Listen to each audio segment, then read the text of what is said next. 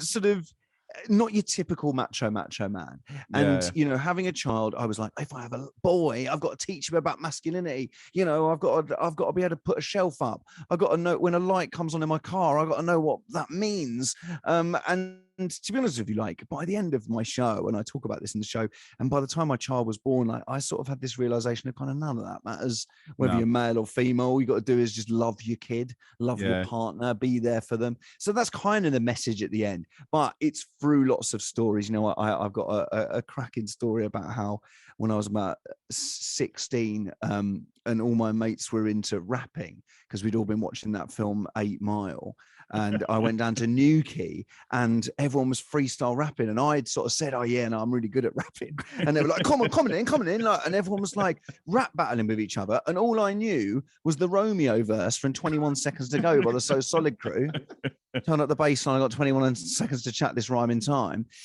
So like, and I did that, and all my mates were mortified. Everyone else was laughing at me, and they basically told me to go home. I then went home and spent 2 weeks writing my own rap, and I went and found that rap, and I read it out during the show, and it is horrendous, and very much sums up my. How old were you when this happened? 16, mate. 16.